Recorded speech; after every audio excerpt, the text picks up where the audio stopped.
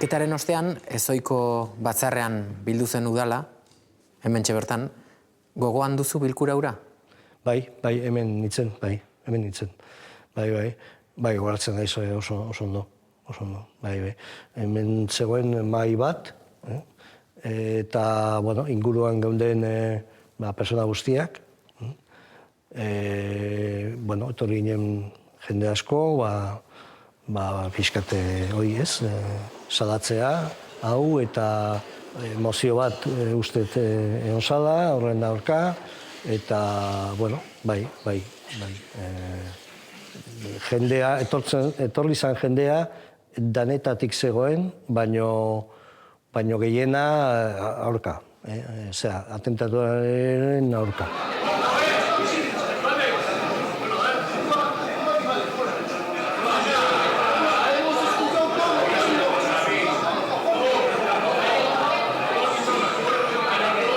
Gogoratzen duzu, hilketaren biharamunean zeintzan giroa Ordizian?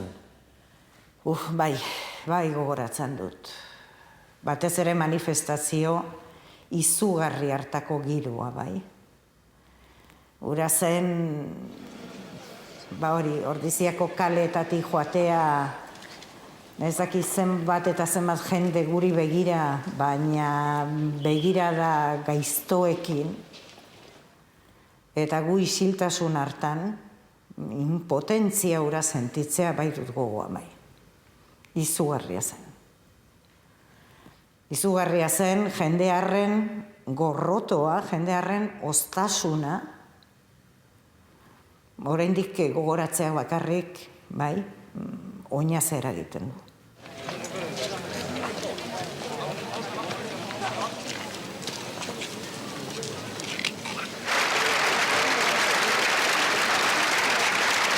Etzan erraza izango, ez? Kokatu behar gara, 86 urtean, Ordizian, herriko plaza nagusian, etaren kontrako erantzun handi bat antolatzen zenuten. Zein zen zuen erronka nagusia? Bueno, hor oso gogorra izan zen, hori nik oso ondo gogoratzen naiz, eta igual orain ikustea momentu hartako, ez, egoera nola zen, nik uste nahiko zaila izaten dela, ez? Baina bildu soziala oso handia zegoen, ez? Jendea, zan pixkate, ez dakit, etako eta pixkate etaren alde zegoen jendea, ez? Momentu hor arte, ez zeukaten kontestazio handi bat, ez? Zerbait zegoen, baina momentu horretan hoi aldatu zen. Eta, hemen 1500 sinadurak jaso gendun, Ordizin bertan, Ordizi dauka zeuken momentu horretan 9500 biztanlek, eta nik uste oso importante izan zen azkenean mugimendu hori, ez?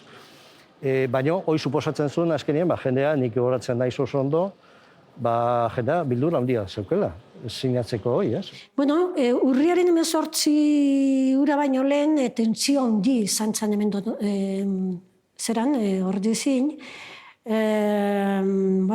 herri batasunako, ez dut uste danak, baina batzuk bai oso gogor jokatzen zuten. Eta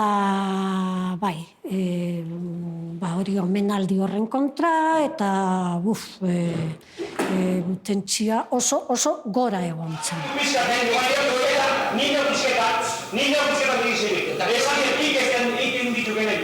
Momenturen batean, egunkariren batean ere erantzun gendun, esanez, zer gertatu behar du. Nola, zergatik ezin dugu hau egin, ez? Kontu da, hori, urrin 18 hartan oso lausotuta daukete, nola izan zien gauzak, badauket irudie, plaza, jende asko, hori dana. Jakinekoa da horri izan ziela, ganbara taldea, kantun, Amaia Zubiria, Txomin Artola, Imanol, Andoni Egaña, Euskitze, Sarasua, horik bertsotan, nik uste ikaragarri ausartak izan zela. Oso ausartak izan ziren, benetan, aurpegi emate hortan, benetan. Aintzindari bat erabiltzeko, batzuk hainbeste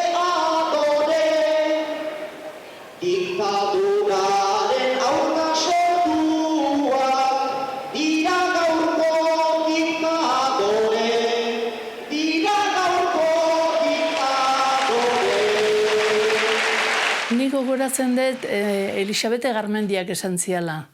Aber juten ginean kantatzea, eta esan zigun, datoz Imanol, datoz hau, bestia, osea, jende bila, jende pila. Baina nik esan nion, ez ziala zertaz esan behar zeintzu zikoa zen, ni banik joala.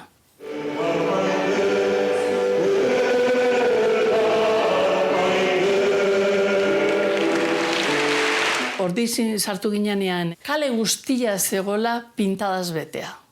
Hori bat, ja, jartzen zizun ja zala traidoreak eta joiez ez dakizer eta hau, eta baina ikusi nituen personak, behin bitarte hortan, ezagunak, oso gaizki begiratzen ginuztenak. Oso gaizki begiratzen ginuztenak. Pasiatzen, binaka, irunaka, bueltakanea, bueltakarea, horregatik beldurra izan zen. Taiekin ja dardar utxez geundakan. Eta Eliza jaitu ginean, eskela bat ikusi gendun, luze xamarra, izen pila batekin. Eta ez ginean konturatu gainea, oso bertan egon arte, ze eskela zen. Eta hasi ginean, gure izenak ikusten, eskela hartan. Eta orduan ikusi gendun, mehatxu importantea zela, laura. Orduan, pentsatu gendun, eta pentsatu nunik behintzat, egun hartan hiltzeko asmoa zutela. Osea, gu hiltzeko asmoa zutela. Igual oso esageratu nun, oso dramatikoa naizenez, oso dramatika jarriko nintzen, baina horrek eginarazi zian nik zera bat, idatzi bat, egin nun, luze xamarra, nolaz, iruditzen zitzaidan, izan zela sorgin eiza bat.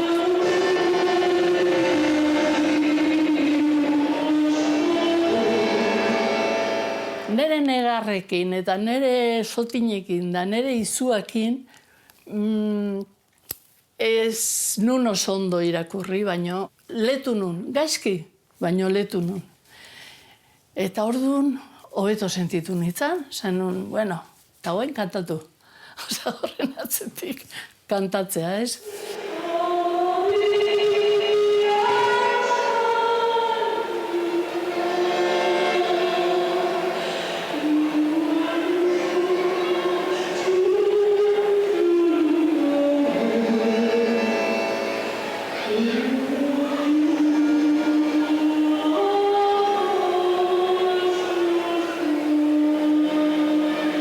Eta bukaerakoa dauket gogon, Angel Katarainek Joiosen anaiek jarri zunen Imagine, John Lennonena.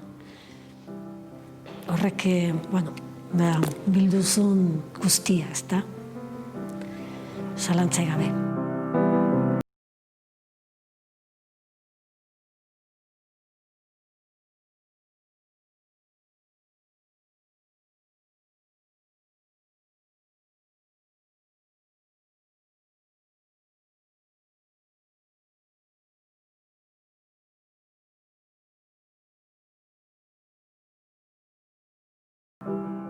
Ze aldatu zuen Joiesen hilketak?